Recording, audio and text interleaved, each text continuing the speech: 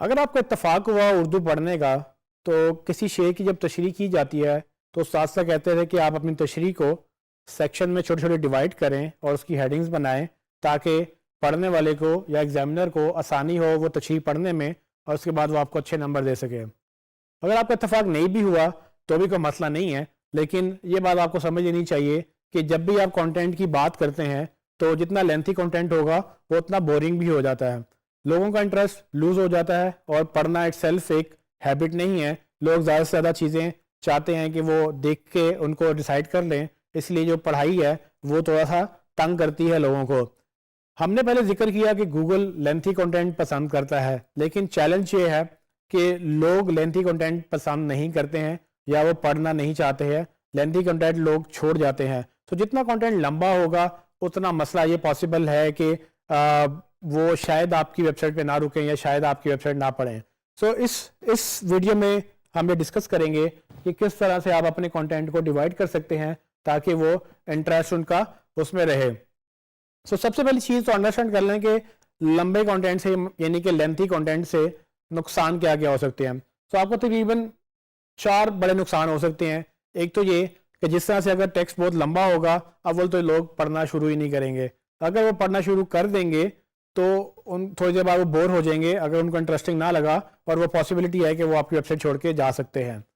दूसरा नुकसान ये हो सकता है कि वो जितना ज़्यादा जिस तरह से वेब के ऊपर देख के पढ़ना उसको स्क्रीन के ऊपर वो काफ़ी स्ट्रेसफुल हो सकता है, काफ़ी ज़ोर पड़ सकता है आपकी आंखों में। तो अक्सर लोग अगर इस चीज़ से तंग आ जाएं तो वो इस बात से भी छोड़ देते हैं कि उनको पढ़ने के लिए ज़ोर लगाना पड़ता है, और वो टेक्स्ट जो है वो बिल्कुल भी क्या कहते हैं पढ़ने के काबिल नहीं होता।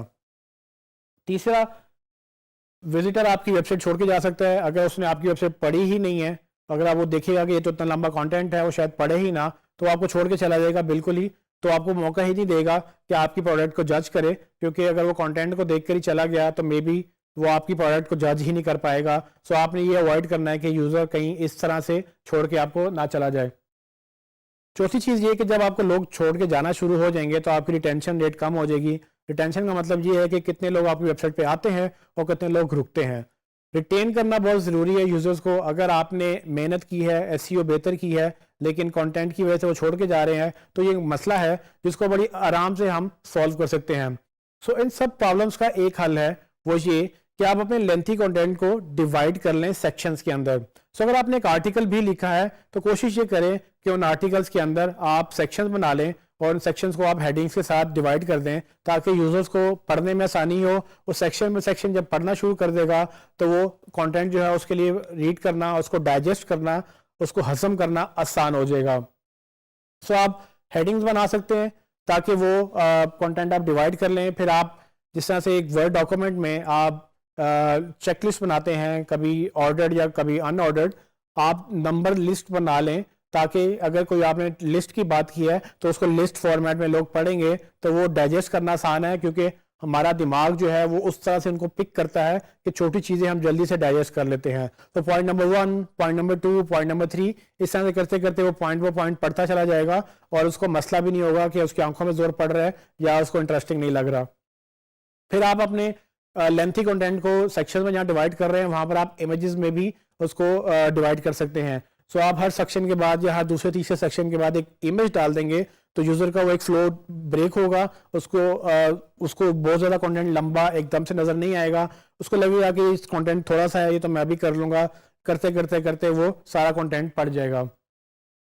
सबसे इम्पोर्टेंट चीज़, एक और काम भी आप कर सकते हैं जो गूगल पसंद भी करता है, वो है आपके table of contents. Table of contents बिल्कुल आपकी किताब की तरह है। जिस तरह किताब जब स्टार्ट होती है तो उसमें शुरू में आपके पास कंटेंट्स होते हैं, वो कंटेंट्स आपको क्या करते हैं, हेल्प करते हैं कि कौन सा चैप्टर किस पेज के ऊपर है। यही काम आप वेबसाइट के ऊपर भी कर सकते हैं। अगर आपका कंटेंट बहुत लंबा है तो कोशिश ये करें कि उनको टेबल ऑफ कंटेंट्स दिखा दें, और जब आप टेबल ऑफ कंटेंट्स उनको दिखाएंगे तो यूज़र क्या करेगा कि उस जिस सेक्शन को वो पढ़ना चाहता है उस पर वो क्लिक करेगा और उस पर सीधा नीचे चला जाएगा।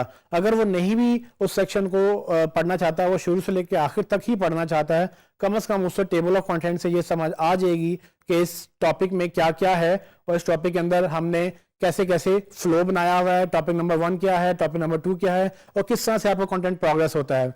सो उसको ये जब पहले वो मेंटली प्रिपेयर्ड होगा कि मैं एक लंबा कंटेंट पढ़ने जा रहा हूँ, फिर आपने उसको सेक्शन में डिवाइड भी किया होगा, फिर आपने इमेजेस भी यूज़ किए होंगे, इससे क्या होगा कि अल्टीमेटली आपका यूज़र जो है वो ज़्यादा कंटेंट पढ़ेगा, उसको पढ़ना आसान होगा, वो बोर भी नहीं होगा और वो आपकी वेबसाइट पर रुका रहेगा। और जैसे ही वो आपकी रिटेंशन उसकी बढ़ जाएगी तो पॉसिबिलिटी है कि वो आपसे सेल्स भी बढ़ जाएंगी। तो जब हम लेंथी कंटेंट की बात करते हैं तो एक चैलेंज खड़ा हो जाता है कि कितना लेंथी और किस तरह का कंटेंट। सो अगर आप बोरिंग कंटेंट लेंगे, ऊपर से लेके नीचे तक सिंपल प्लेन टेक्स्ट होगा, वो पैराग्राफ्स में आपको नजर आएगा, तो वो जो कंटेंट है वो यूजुअली वेब मॉडल में वो सक्सेसफुल नहीं है। अगर आप न्यूज़ पढ़ रहे हैं तो न्यूज़ आर्टिकल्स होते हैं कि वो लंबे हों और वो पढ़ते आप चले जाते हैं जिसमें ब्रेक नहीं होती।